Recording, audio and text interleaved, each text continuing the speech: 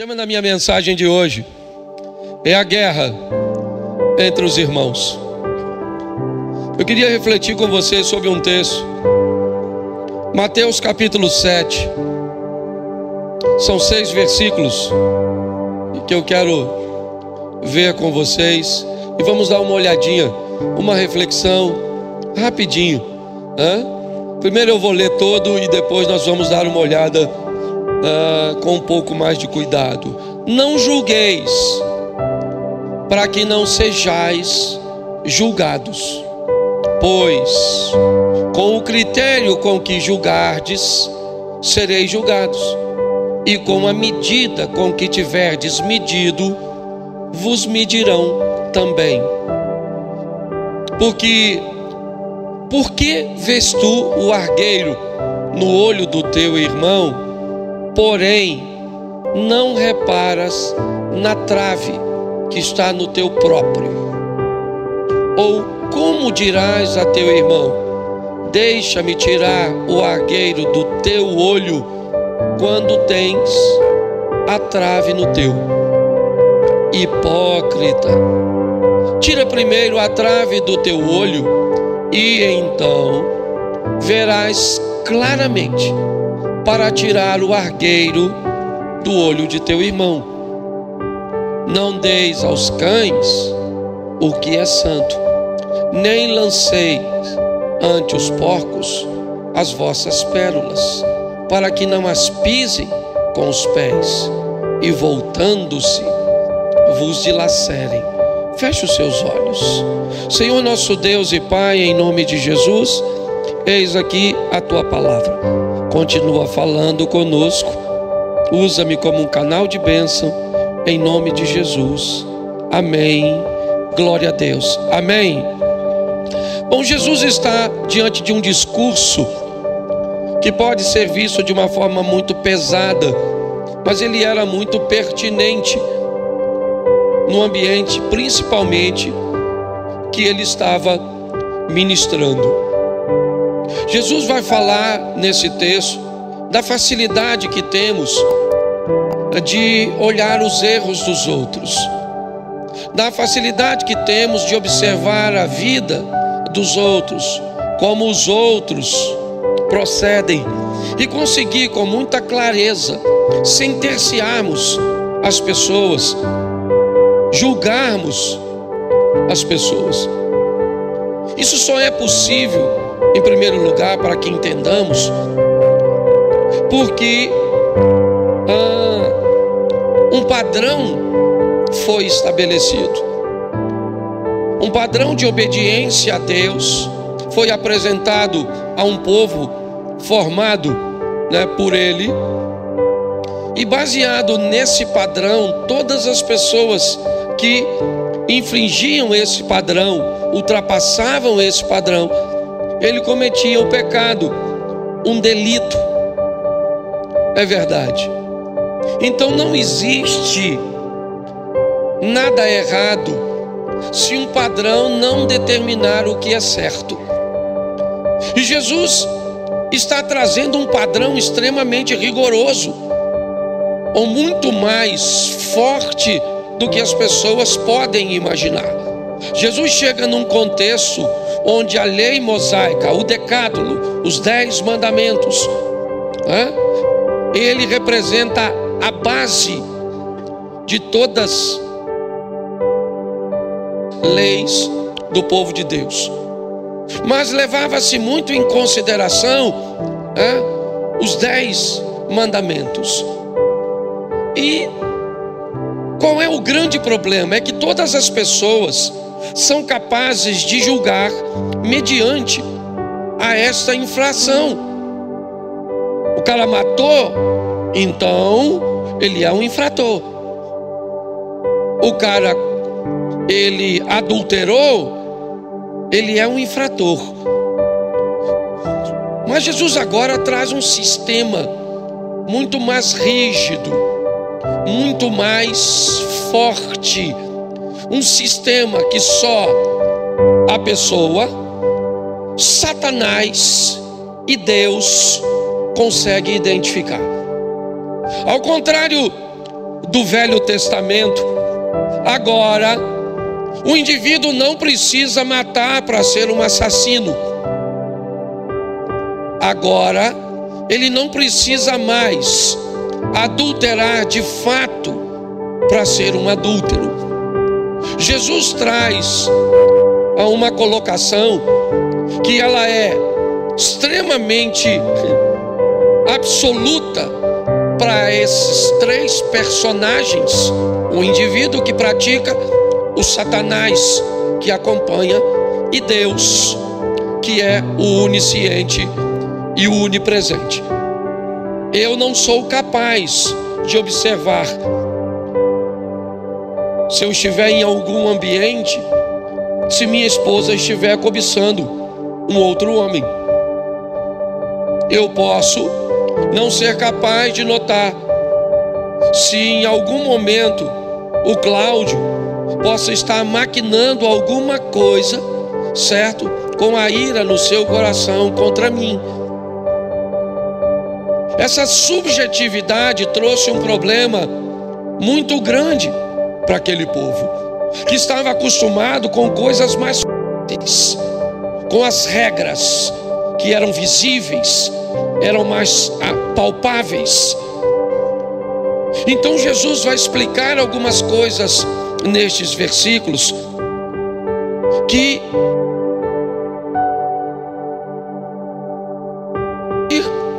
comigo. Por que é que ele expôs essas coisas? E nós não vamos fazer isso com o nosso cachorro. Nós não vamos fazer isso com o nosso carro. Nós não vamos fazer isso com a nossa casa. Nós vamos fazer isso com o nosso irmão. Assim como os 10 mandamentos, boa parte deles sempre está relacionada no relacionamento entre irmãos, porque você vê, ame a Deus sobre todas as coisas, ame o próximo como a ti mesmo, já envolveu meu irmão. Aí eu digo que não pode roubar, roubar quem? Meu irmão. Aí eu não posso matar, matar quem? Meu irmão. Aí eu não posso adulterar, adulterar com quem? Com a mulher ou com o marido da minha irmã ou do meu irmão. Aí eu não posso cobiçar, cobiçar o quê? As coisas que é do outro. Se você observar, a infração das leis de Deus sempre estabelece o relacionamento entre nós e o nosso irmão. Essa guerra, essa batalha que vamos ter que enfrentar.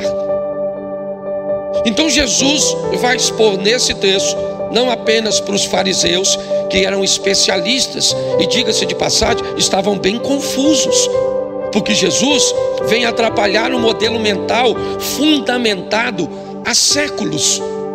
É verdade.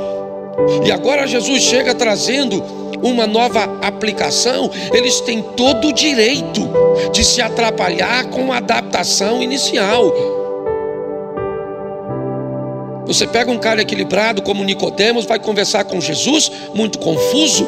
Sabemos que és mestre, vindo de Deus, entendemos esses sinais, mas o Senhor vem falar de nascer de novo. Como é que funciona essa história? As pessoas estão muito atrapalhadas em seus julgamentos. Mas eu aprendi uma coisa biblicamente: temos que ter muito cuidado com a nossa ótica, com a forma de olharmos as coisas, pois a Bíblia diz: se os nossos olhos forem bons, nós conseguimos enxergar coisas boas, nossa vida será conduzida por um ambiente de luz. Mas se a nossa perspectiva, a nossa ótica, os nossos olhos não forem bons, certo? O nosso corpo, a nossa vida sempre andará em trevas, porque em qualquer lugar que estivermos, sempre vamos olhar as coisas negativas. Sempre vamos olhar os erros da igreja, os erros do cônjuge, os erros do professor, os erros dos pais, os erros dos filhos, certo? Então é isso. Pessoas com os olhos ruins só conseguem enxergar, enfatizar coisas ruins. Pessoas, quando falam principalmente de pessoas, é aquela frasezinha que diz que quando Pedro fala de Paulo, Pedro fala muito mais do que de Paulo. Então a minha proposta é criar uma cultura onde nós consigamos entender o que Jesus está expondo aqui. Então vamos lá, verso de número 1, ele começa dando uma afirmação: não julgueis para que não sejais julgados. Olha só, Jesus vai falar do cuidado que precisamos ter quando nós vamos avaliar os nossos irmãos. Para isso, precisaremos de um padrão estabelecido para estabelecermos ou fazermos esse julgamento, tá certo? Então nós temos algo que não foi cumprido, algo que não foi feito, algo que não foi realizado conforme deveria ter sido feito, desde uma tarefa simples até uma complexa. Quando alguém foge do padrão, eu preciso ter o cuidado, porque em mim será acionado o desejo de me tornar sobre esta pessoa um juiz. Isso, sua esposa falou algo que não deveria, se torne um juiz e a julga. Ela está errada, equivocada, perdida em seus pensamentos. Então tá bom, esse é seu julgamento sobre ela. Entende? Alguém te fez alguma coisa, te deu uma fechada, deixou de fazer alguma coisa. Todas as vezes que alguém fizer algo, seja essa pessoa quem for, conhecida, desconhecida, você encontre com ela apenas uma vez, certo? E nunca mais vai vê-la. Se ela fizer alguma coisa que fuja do padrão, o que vai acontecer? Você terá uma boa oportunidade de infringir este texto, certo? Julgar alguém. Essa é a grande verdade. Então a primeira coisa que eu quero chamar a sua atenção e a minha é cuidado. Quando as coisas não acontecerem segundo os padrões que deveriam, quando alguém, não for fiel corretamente à instrução que recebeu, à tarefa que recebeu, cuidado com o que você vai falar a respeito dessa pessoa. Esse é o primeiro alerta. E só acontece, e agora vai acontecer muito mais, porque Jesus disse ser a luz do mundo, porque Jesus agora nos deixa o Espírito Santo. E para nós isso é muito mais perigoso, porque agora nós temos muito mais clareza. As desobediências, certo? As infrações há anos atrás, elas só eram reconhecidas pelos líderes religiosos que detinham o conhecimento da palavra de Deus. Hoje não. Hoje nós podemos sentenciar as pessoas, quer através da lei de Deus, do conhecimento da palavra, ou simplesmente porque essa pessoa fez ou deixou de fazer ou fez algo que não devia. Porque a luz, o conhecimento, ele traz o pecado à tona. Essa é a grande verdade. Então nós temos que ter muito cuidado com essa situação. Então, se eu vou julgar, ou se eu quero ser alguém que vai avaliar alguém, vai aqui uma boa pergunta que a maioria de nós quase sempre não temos como responder. Você conhece em torno dessa situação toda a verdade? A primeira pergunta que você deve fazer é isso: eu conheço em torno desse assunto toda a verdade? Será que o material que está sobre a minha mesa, ao lado desse martelo que eu pretendo bater, ao lado dessa sentença que eu pretendo dar, será que ali realmente está, naquele processo, todas as informações? Será que eu sou capaz de saber por que alguém cruzou aquelas portas e foi tão grosso como obreiro aqui? Será que eu sei de verdade porque aquela pessoa entrou vestida tão inapropriadamente para um culto de louvor e adoração a Deus? Será que eu consigo entender de onde procede de verdade aquele nervosismo? Dane-se, porque eu, quando fico nervoso, sou capaz de me controlar. Então, se eu sou capaz de me controlar, que todo mundo se controle. Ah, é assim? Então tá certo. Você quer pegar talvez uma virtude sua, se é que isso vai ser virtude? Então uma boa pergunta é: se eu quero me tornar um juiz, pelo menos que eu seja um juiz justo, que eu saiba por que essa pessoa não pagou, que eu saiba por que essa pessoa não fez. Por que será que um homem entrou aqui vestido de mulher? Uma mulher entrou aqui se comportando como um homem. Eu tenho em cima do meu tribunal verdades concretas para avaliar isso e para sentenciar essas pessoas? Porque, segundo o texto que lemos, eu tenho que ter muito cuidado, porque com a medida que eu medi, eu já vou mostrar isso mais à frente, eu vou ser medido. Então, pastor, o senhor está querendo dizer que se alguém comete um erro, eu não devo fazer nada, eu não devo julgar? Não, não é nada disso. O julgamento, ele precisa acontecer, ele só precisa ter um padrão. Primeiro, ele precisa ter amor, porque o amor vai fazer com que você invista um pouco de tempo antes de bater esse martelinho dessa pessoa sem vergonha, desse mentiroso, desse grosseiro, desse isso, desse aquilo, que fez isso, que fez aquilo e que fez aquilo outro. Porque eu preciso entender, junto com você, que sentença será dada para um juiz desse tipo, que julgou fora da verdade, que julgou, diante de uma luz que não trazia a todos, as informações. Então eu preciso, se eu quero realmente fazer o que Deus determinou, eu vou amar essa pessoa, independente de que ela seja, independente do jeito que ela está vestida, da cor de seu cabelo, do carro cujo qual ela estacionou, dos acessórios que usa em seu corpo, independente de quem seja, eu preciso aprender a amar.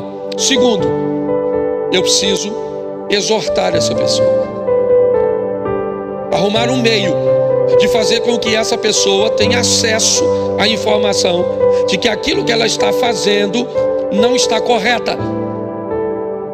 Sim, porque senão eu corro o risco de me tornar um conivente. Então essa pessoa precisa saber que ela não pode se comportar desse jeito, que ela não pode falar desse jeito, que ela não pode fazer isso, que ela não pode usar isso. Mas não pode segundo que padrão? O nosso padrão. Eu estou falando para crente, tá certo? Eu não posso pegar um padrão moral nosso e levar para alguém que talvez tenha entrado aqui pela primeira vez, e que às vezes você vai olhar a pessoa e você nitidamente, quando você vê alguém entrando num ambiente fora do protocolo, certo? A primeira coisa que você deve imaginar o que é? Essa pessoa não conhece, ela não faz parte do nosso ambiente.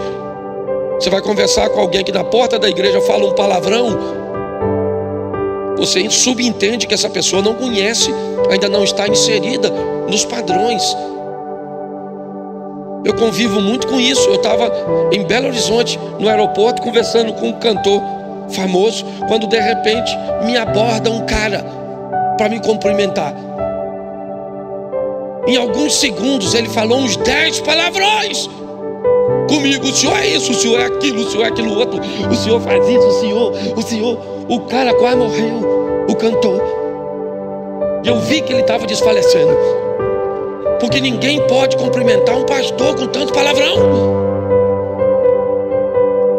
E aí eu Eu dei um abraço nele e falei: rapaz, que maravilhoso, nossa, como você gosta de mim, Deus te abençoe, sua casa, sua família, vá em paz.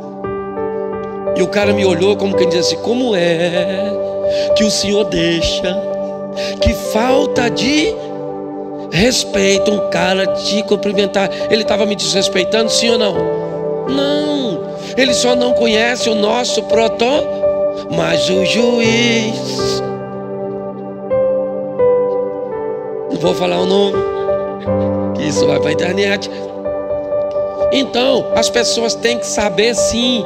Então a Bíblia diz: alguém vacilou, você tem que chamar alguém, uma autoridade, ir lá chamar a pessoa no privado, falar: maluco, o negócio é o seguinte, a casa caiu, você fez isso e isso. Tem que ser exortado, sim ou não? Com amor, sim ou não? Tem que ser disciplinado, sim ou não? Sim, também com amor. É assim. Tem que ser educado, instruído, sim ou não? Isso. E tem que ser observado para não fazer de novo, sim ou não? Então, antes de estabelecermos um julgamento, porque parece, né? Não julgueis. Então tá bom, então a gente não vai se meter em nada e que vire uma grande bagunça e nós não façamos nada. Não é isso que a Bíblia está dizendo. A Bíblia está nos incumbindo de gerar um processo estabelecido por amor que mude a vida das pessoas. Verso 2 diz assim: porque com o juízo que julgardes serei, e com a medida com que tiverdes medido, vos medirão também a isso. Bom, esse é um texto muito interessante, porque ele diz o seguinte: essa é a palavra de Deus, sim ou não? Deus mente? Não. Ele se arrepende? Não. Certo? Então eu tenho que entender uma coisa: se eu usar de uma medida indevida, eu posso me preparar, porque vai dar ruim, não vai voltar no mesmo ambiente, mas vai voltar. Eu vou te dar um exemplo disso. O Jacó queria apanhar a primogenitura do Esaú, sim ou não? Sim ou não? Dois irmãozinhos, não é? Eu aprendi uma coisa: o Caim teve problema com quem? Com quem? Com o irmão. Aí o Davi teve problema com quem? O José teve problema com quem? Aí o Esaú teve problema com quem? O Isaac teve problema com quem? O filho pródigo teve problema com quem? E você tem problema com quem? O irmão. Pastor, não tem problema com meu irmão. Tem, porque nós somos filhos de Deus. Sua mulher é sua irmã também. Seu marido é seu irmão, seu filho é seu irmão. É tudo irmão. Uma família só. E sabe que eu aprendi uma coisa? Qualquer problema que tenhamos com o nosso irmão pode comprometer o nosso relacionamento com o pai. Veja, você briga com o irmão e se separa do pai. Então você cuidado com que as coisas. O Jacó estava lá, doido na primogenitura do Esaú, que também não estava fazendo muito assim. Estava nem aí. Esaú era meio imediatista. Ele falou: estou com fome agora. Primogenitura só quando tiver papai estiver morrendo. Então dá minha comida que se dane a primogenitura.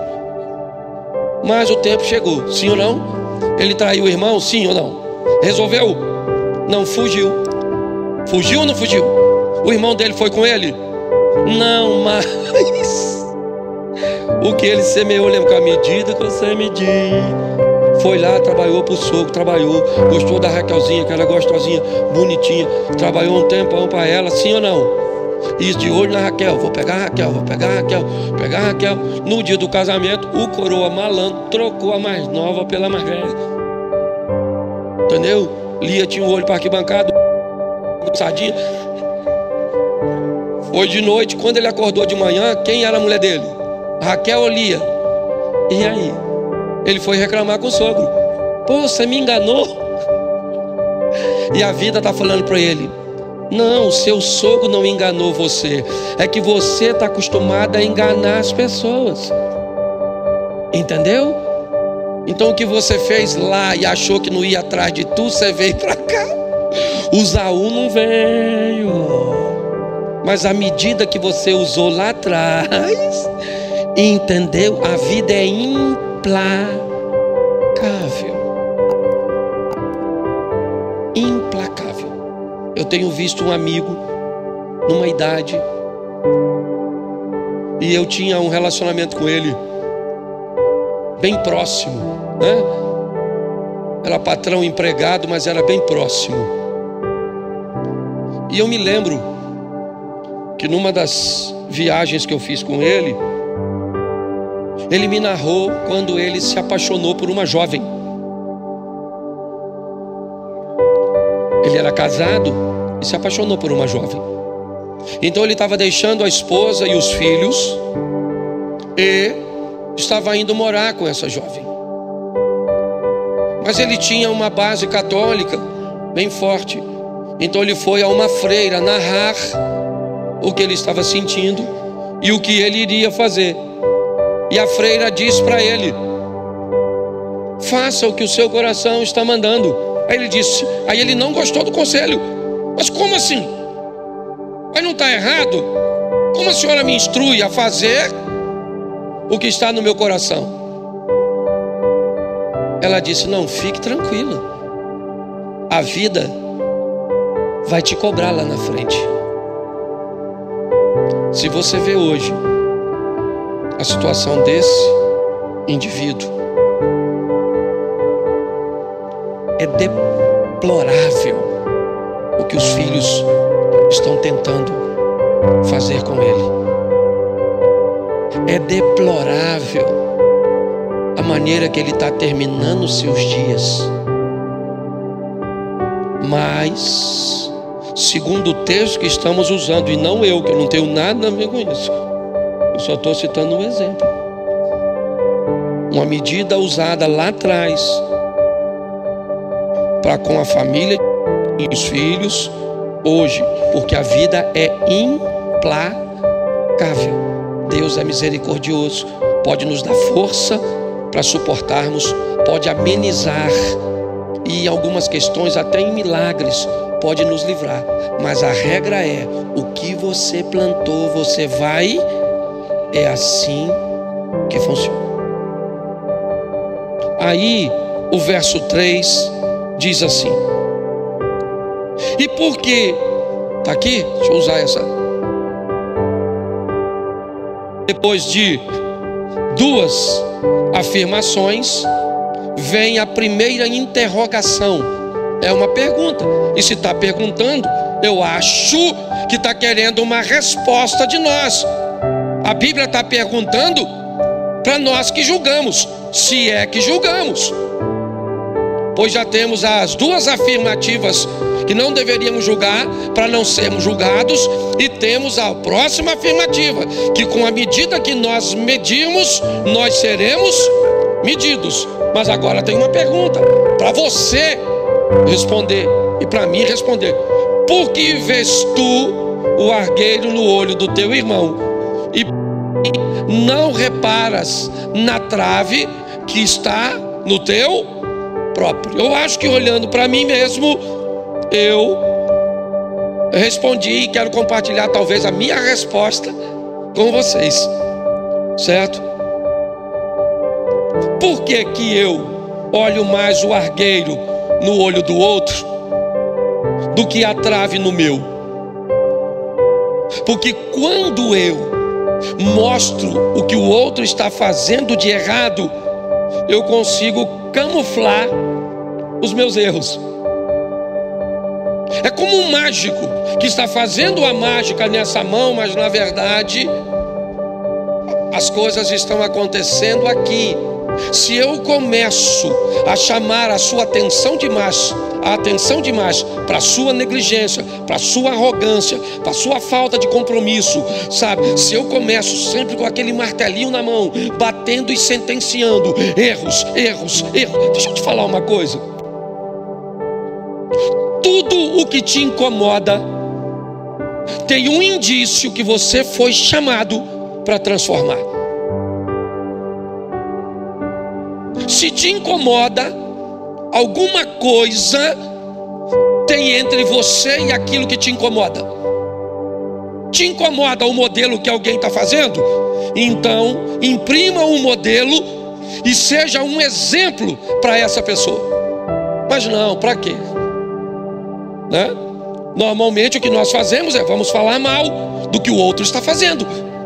Porque quando eu falo mal sobre o que o outro faz, dá uma sensação de zelo que eu tenho, né? Então normalmente essa pergunta é: por que eu vejo mais o argueiro no olho do outro do que a trave no meu? Algumas coisas ninguém sabe, somente Satanás, Deus e você. Somente Deus e você, e muitas vezes o próprio Satanás sabe o que você pensa, sabe as intenções dos seus olhares, sabe o sentimento que está dentro do seu coração. São coisas muito particulares. Então, o que ele está dizendo é o seguinte: nesse ambiente cujo qual nós estamos, a hipocrisia não é o conteúdo do Evangelho. E nós vamos ver isso no próximo texto. E o que esse texto do 4 diz é o seguinte: tira o olho, né? Ou tira o argueiro do teu olho. Tira aquilo que está primeiro no seu, porque, segundo esse texto, a sua autoridade deve vir ou da sua base ou da sua transformação. Eu vou falar de um cara aqui, né? O Zia e a Nega são bem próximos a ele, e algumas pessoas aqui conhecem esse cara, nós já caminhamos juntos. Eu gosto sempre de usá-lo como exemplo. Hamilton, de Marlene. Hamilton é um dos crentes mais crentes que eu conheci ao longo de toda a minha história. Eu nunca vi uma vírgula daquele cara. Eu tenho 32 anos de evangelho e certo? E Hamilton já era crente quando eu me converti. E vocês que caminham pertinho dele sabem quem esse cara é. Então, ele tem autoridade de base. Desde sempre aquele cara foi crente. Eu não tenho isso. Minha autoridade não vem da base, minha autoridade vem da transformação. Mas não existe autoridade na hipocrisia. É isso que a Bíblia está dizendo. Se você não tem autoridade de base, tudo bem, Cláudio, tudo bem, mas pelo menos adquira a sua autoridade da transformação que você enfrentou ou viveu do seu relacionamento com Jesus. Muitos de nós aqui temos vergonhas e grandes de nosso passado. Fizemos coisas cujas quais nós sentimos nojo, vergonha. Não queremos que ninguém mexa nem toque. Mas isso são coisas do nosso passado. Hoje, certo? Nós temos autoridade, porque o texto está dizendo certo? Como você vai dizer para teu irmão: me deixa tirar o argueiro do teu olho, se você tem uma trave no seu? Então não cabe hipocrisia. E se eu quero ter autoridade, primeiro eu uso esse poder que eu quero oferecer aos outros, a mim mesmo. E aí sim eu posso olhar para esse texto de uma forma mais legal, sabe? Porque aí eu posso dizer: bom, eu tenho uma trave no olho, você tem um argueiro no seu. Eu sou seu marido. Eu tenho defeitos que você não tem. Eu tenho virtudes que você não tem. Você tem virtudes que eu não tenho. Você tem defeito que eu não tenho. Então faz o seguinte: eu vou tirar aí do seu, tira do meu. Vamos criar um ambiente de reciprocidade, onde nós não sejamos juízes um do outro, mas parceiros, alguém que quer ajudar, porque é assim que funciona. Eu sei que eu tenho defeitos, eu sei, mas eu posso pegar tudo isso, não ser um hipócrita de acusar você simplesmente porque eu não minto, mas eu cometo um outro delito. Então eu vou chamar a atenção para a sua mentira, para parecer que eu não tenho a minha defesa. Então quando nós entramos nesse ambiente, e aí o verso 5 vai dizer, vamos lá, o meu tempo é curto aqui, eu não posso, bota o verso 5 por favor. Hipócrita, aí ele está dizendo, se você faz isso, preste atenção, os dois textos já eliminou um grupo. Não julgue para não ser julgado. Estamos aqui cheios de Alexandre de Moraes, Carmen Lúcia. Estamos cheios de pessoas, cada um com seu martelo, com a sua toga. Permita fazer uma aplicação disso, porque é algo tão comum em nosso meio. Somos, na verdade, juízes, ok? Estamos acima de tudo e de todos, julgando o nosso cônjuge, julgando nossos filhos, julgando nossos pais. Vamos julgar os obreiros externos, os obreiros internos, vamos julgar os pastores, vamos julgar os professores, vamos julgar a turma, porque aqui, presta atenção, o telão não está funcionando, então vamos julgar o pessoal da mídia, vamos julgar a pessoa que talvez vai fechar seu carro lá na frente. Vamos fazer isso. Não é assim que a Bíblia nos instrui. E foi isso que Deus compartilhou comigo. E eu aprendi uma coisa: uma palavra, ela primeiro tem que falar comigo, para depois eu consiga com mais facilidade transmitir para a igreja. Então vamos deixar o martelinho aqui e vamos levar o amor para casa, o carinho para casa, o respeito para casa. Mas vamos levar para casa também a verdade, uma conversa sadia, saudável. Sabe para quê? Para que vivamos um lar de paz, um casamento abençoado, certo? Então feche seus olhos neste momento. Pai, em nome de Jesus, eu quero te agradecer por esta palavra, pelas instruções, pela maneira cuja qual o Senhor tem buscado nos ensinar a lidarmos com os nossos irmãos, sejam eles na posição de cônjuge, de filhos, de sogra, de nora, de cunhados, de vizinho ou até mesmo de estranhos. Todos, na verdade, somos irmãos. Ajuda-nos, ó Deus, a amarmos, respeitarmos e trocarmos as sentenças do julgamento pelo um método de transformação. Pois o grande amor de Deus, nosso Pai, a graça de nosso Senhor e Salvador Santo Espírito de Deus, seja para com todo o povo do Senhor e todos os dias.